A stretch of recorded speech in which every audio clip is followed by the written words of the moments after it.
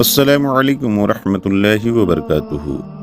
پیارے دوستو، آج ہم آپ کو جو بات بتانے والے ہیں وہ آپ کے ہوش اڑا کر رکھ دے گا۔ ابھی کچھ وقت پہلے پیش آنے والا ایک بدکار عورت کا واقعہ جسے لوگوں کو سوچنے پر مجبور کر دیا۔ بچے کی پیدائش کے وقت ڈاکٹر اور نرسوں کے ڈر سے دوڑے لگ گئے اور کوئی بھی پاس نہیں جا سکا۔ دوستو، ہم جانتے ہیں کہ ہماری بات پر آپ کو یقین نہیں ہوگا۔ میں نے بھی یقین نہیں کیا تھا، اور میں نے بھی تب تک یقین نہیں کیا جب تک میں نے خود اس ویڈیو کو دیکھ نہیں لیا تھا۔ اسی وجہ سے آخر تک اس ویڈیو کو ضرور دیکھیے گا، کیونکہ ہم اس عورت کے بارے میں جو کچھ بھی آپ کو بتانے والے ہیں، جس نے ایک ساتھ 3 سال کے بچے کو جنم دے دیا۔ یہ سب کیوں اور کہاں پیش آیا، اس کو جاننے سے پہلے آپ ہمارے چینل کو ضرور سبسکرائب کر لیجئے گا اور ساتھ میں بیل آئیکن کو بھی ضرور کلک کر لیں تاکہ مزید ایسی ہی حیران کن ویڈیوز آپ ہر روز دیکھتے رہیں۔ تو آئیے دوستو، آج کی اس ویڈیو کو شروع کر لیتے ہیں۔ پیارے دوستو، درد بھری عبرتناک داستان اسی عورت کی زبان میں آپ کو سناتا ہوں۔ پیارے دوستو، وہ عورت کہتی ہے کہ میں وہ بدبخت عورت ہوں جس نے خاندان اجاڑا ہے۔ میں اپنا نام نہیں بتاؤں گی۔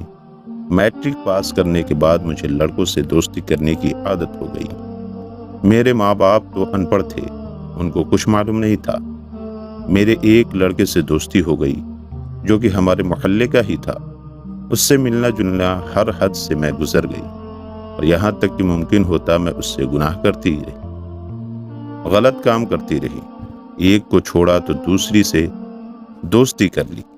میری ماں کو ایک دن معلوم ہو گیا تو انہوں نے میری شادی کرنے کا فیصلہ کیا۔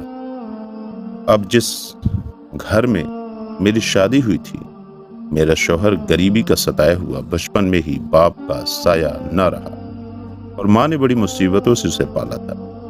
کبھی لوگوں کے برتن دھو کر تو کبھی لوگوں کے جوتے پالش کر کے ماں نے اسے پالا تھا۔ اور میرا شوہر بے حد سادہ انسان تھا، وہ زمانے کے فریب کو نہیں جانتا تھا۔ میری ایک ہی نند تھی۔ میری اور نند کی شادی ایک دن کے وقفے سے ہوئی تھی۔ گھر میں ساس، شوہر اور ایک میں تھی۔ ساس نے مجھے اپنی بیٹی بنایا، لیکن میں بدبخت عورت ہوں۔ میرا شوہر اینٹ اٹھاتا اور کبھی سر پر ٹوکری اٹھاتا۔ وہ مزدور تھا۔ میرا شوہر نہ ہی مجھے اچھا کہتا اور نہ ہی برا۔ وہ اپنی دنیا میں مست رہنے والا انسان تھا۔ اسے شرم آتی تھی مجھ سے بات کرتے ہوئے بھی۔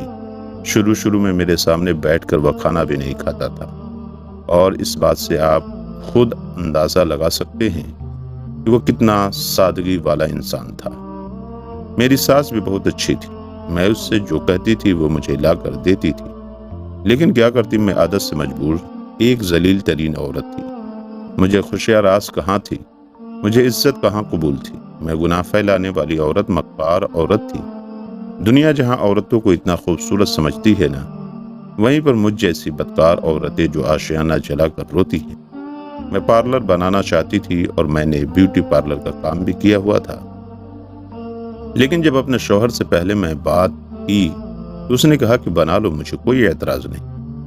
پھر میں نے پارلر بنایا اور کام چلنے لگا، اور میری گندی عادت مجھے مجبور کرنے لگی۔ میں شادی شدہ ہونے کے باوجود بھی باہر منہ مارنے لگی۔ شوہر مجھے باہوں میں لے کر کہتا کہ تم تھک جاتی ہو، چھوڑ دو، اور میں دل ہی دل میں ہنستی اور کہتی یہ تھکان تو کسی اور وجہ سے ہے۔ میرا ایک دوست تھا جو مجھے رات کو ملنے کی ضد کیا کرتا تھا، پر میں انکار کر دیتی، اور پھر وہ مجھے برگلانا شروع کر دیا کرتا تھا۔ تو میں اپنی ساس اور شوہر کو نیند کی گولیاں دینے لگی، اور وہ سو جاتے، اور میں اپنے دوست کے ساتھ گناہ کرتی، گندے کام کیا کرتی تھی۔ ساس دل کی مریضہ تھی، وہ پہلے سے ہی بیمار تھی، اور شاید ایک دن گولی کا ری ایکشن ہوا اور وہ تڑپ کر مر گئی۔ اس کے بعد میں نے سوچا کہ پارلر چھوڑ دوں، لیکن گھر میں بے چینی ہونے لگی۔ شوہر مزدوری کرتا اور گھر آتا اور کھانا کھا کر سو جاتا، اور میں اسے نیند کی گولیاں کھلانے لگی۔ اسی درمیان میں 2 بار حاملہ ہوئی، پریگننٹ ہوئی، اور دونوں بار میں نے ابورشن کرایا۔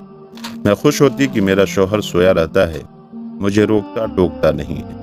تیسری بار مجھے دیر سے پتا چلا کہ میں حاملہ ہوں، اور میں بچے کو نہیں گرا پائی، اور بچے کی پیدائش میں اب 2 مہینے ہی باقی تھے۔ اچانک میرا شوہر بیمار ہو گیا۔ وہ نہیں جانتا تھا کہ اس کو زہر دینے والی اس کی اپنی ہی بیوی ہوں۔ ایک دن وہ خون کی الٹیاں کرنے لگا۔ میں اسے ہسپتال لے گئی، डॉक्टर ने बताया कि आपका शौहर नशा या कुछ लेता है जो कि जहर बन चुका है। उसके खून में वह जहर शामिल हो चुका है। इलाज के लिए बहुत सारे पैसे लगेंगे। वह नहीं जानता था कि उसे क्या हुआ है। वो मेरी गोद में सर रखकर बच्चों की तरह रोता रहा। मेरा हाथ बार बार चूम रहा था और कह रहा था कि मुझे बचा लो, मैं जीना चाहता हूँ। जैसे वो मौत की तरफ बढ़ रहा था तो मेरा ज़मीर जिंदा हो रहा था। मैंने उसके साथ क्या सलूक किया, उसने पानी मांगा, मैंने गिलास उसके मुंह के साथ लगाया। वह बेचैन हो गया और मेरी बाहों में उसने दम तोड़ दिया। मुझे उसके बाद वहशत होने लगी। खुद से मैंने चीखना चिल्लाना शुरू कर दिया। मुझसे जब उसने मरने की वजह पूछी तो मैं इतनी बदबख्त औरत थी कि उल्टा उस पर इल्जाम लगा दिया कि वह नशा करता था और मेरी सजा यही खत्म नहीं हुई। फिर मेरे बच्चे की पैदाइश का वक्त आया। मुझे लगा कि शायद मेरा बच्चा मेरे जीने का सहारा होगा, लेकिन मैं भूल गई थी कि मैंने किसी की खुशी और सहारे को अपने लायक नहीं छोड़ा। डॉक्टर ने मेरा ऑपरेशन करने का फैसला किया और जो बच्चा पैदा हुआ उसको देखकर डॉक्टर और नर्स डर कर पीछे हट गए और वह चीखने लगे और कुछ लोग तो डर के मारे भाग गए, क्योंकि जो बच्चा पैदा हुआ था वह अज़ीमुल खल्क था। उसके जिल्द सांप की तरह थी। दोनों बाजू नहीं थे, एक भी हाथ नहीं था और टांग नहीं थे, और गौर से देखने पर वह किसी नाग की तरह दिखता था। वह कुछ ही देर तक जिंदा रह पाया और मर गया, लेकिन जिसने उसको देखा अपने कानों को हाथ लगा लिया और डर के मारे कांपने लगा। आप सबको मैं क्या बताती कि मेरे किन कामों की वजह से मुझे ऐसी सजा मिली है और मुझे माफ़ी नहीं दी जा रही। मैं अपने बच्चे के साथ 2 लोगों की कातिल हूँ। औरत मुझ जैसी जालिम, बदकार और बदचलन जैसी भी हो सकती है जो लोगों के घर जला सकती है।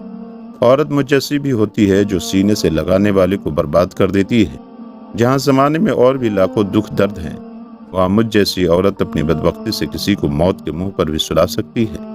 वो मुस्कुराता हुआ चेहरा मुझे आज भी याद आता है, जो सामने खाना खाने से शर्माता था। वहाँ मेरा कोई पार्लर भी नहीं है और आज मेरा कोई नहीं है और मैं कैंसर के अजाब में मलूस हूँ। डॉक्टर कहते हैं कि ब्लड कैंसर है और मुझे बहुत दर्द होता है। मैं एक बंद कमरे में हूँ जहाँ कोई भी मेरी चीखें नहीं सुने।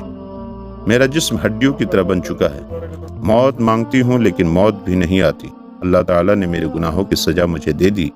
नमाज पढ़ती हूँ कि शायद मैं बख्शी जाऊँ। इसी वजह से मैं अपनी बहनों को बताना चाहती हूँ कि जो भाई को भाई से दूर कर देती है, जो माँ को बेटे से दूर कर देती है, जो बूढ़े सास ससुर को उनकी औलाद से दूर कर देती है, जो घरों में तमाशा लगाए रखती हैं, उन सभी को मैं बताना चाहती हूँ कि अंजाम बहुत भयानक और बहुत ज़्यादा दर्दनाक होता है। कि जब जवानी ढल जाती है तो अंजाम शुरू होने लगता है। सब सुनने वाले दुआ करें कि अल्लाह मुझे माफ़ कर दे। वह औरत जो गैर मर्दों में रहकर खुश होती है, उनकी ज़िंदगी भी मेरी ज़िंदगी की तरह इबरत का निशाना है। खुदारा मेरी ज़िंदगी से इबरत हासिल करें। मेरा तो वक्त गुजर चुका है, लेकिन उनके पास अभी भी वक्त है। वक्त पर दुआ करें। इस वीडियो को बनाने का मकसद यही है कि हमारी माँ बहनें वक्त रहते अपने गुनाहों से तौबा कर लें। तो दोस्तों, अल्लाह पाक से दुआ है कि अल्लाह हम सबको राह मुस्तकीम पर चलने वाला बना दे और हम सबको सही राह, सही काम करने और सही रास्ते पर चलने की तौफीक अता फरमाए। आमीन सुम्मा आमीन। उम्मीद करते हैं आज की ये वीडियो आपको पसंद आई होगी।